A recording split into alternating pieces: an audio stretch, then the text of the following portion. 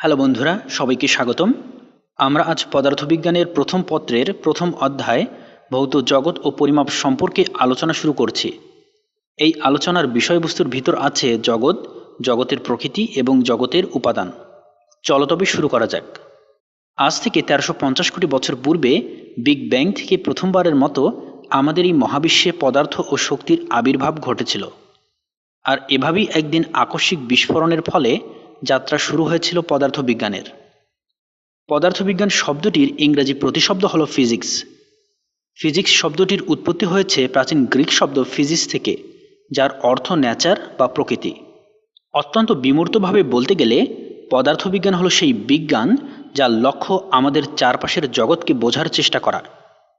পদার্থবিজ্ঞানের এই সংজ্ঞা থেকে আমাদের মনে প্রশ্ন উঠতেই পারে, কি সেই জগৎ যাকে নিয়ে আলোচনা করার জন্যই পদার্থবিজ্ঞানের জন্ম হলো?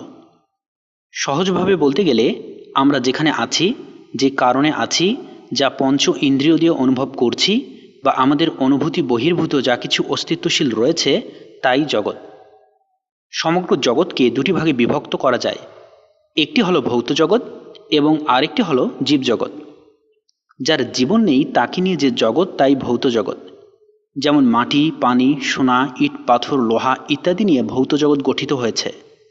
পক্ষান্তরে জীবিত বস্তু নিয়ে জীবজগৎ গঠিত হয়েছে। যেমন গরু, ছাগল, মানুষ, গাছপালা ইত্যাদি নিয়ে জীবজগৎ গঠিত হয়েছে। ভৌত জগৎ মূলত চারটি উপাদানের সমন্বয়ে গঠিত: স্থান, কাল, শক্তি ও ভর। স্থান ও কাল তাত্ত্বিক হওয়ায় ভৌত জগৎকে ভর ও শক্তির উপস্থিতি দিয়েই বোঝানো হতো। তবে বিজ্ঞানী আইনস্টাইন তার বিখ্যাত সূত্র E=mc² দিয়ে ভর ও শক্তিকে একীভূত করেন।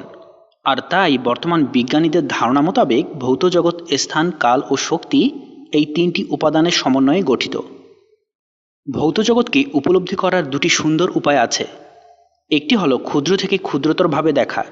যেমন কোনো বস্তুকে ভেঙে পাওয়া যায় অণু, অণুকে ভেঙে পরমাণু পাওয়া যায়, পরমাণুকে ভেঙে স্থায়ী ও অস্থায়ী কণিকা পাওয়া যায়, আবার স্থায়ী ও অস্থায়ী কণিকাকে ভেঙে কোয়ার্ক পাওয়া যায়।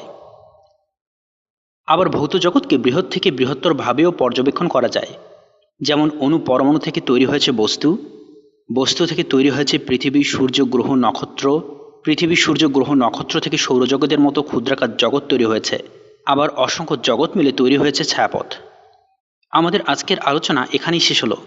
পরবর্তী আলোচনায় থাকছে পদার্থবিজ্ঞানের পরিসর সম্পর্কে বিস্তারিত আলোচনা। আশা করি ভিডিওটি তোমাদের ভালো লেগেছে। লাইক, কমেন্ট আর শেয়ার করো। আর নিয়মিত আপডেট পেতে সাবস্ক্রাইব করে ফেলো এখনই। দেখা হবে আগামী এপিসোডে। ধন্যবাদ।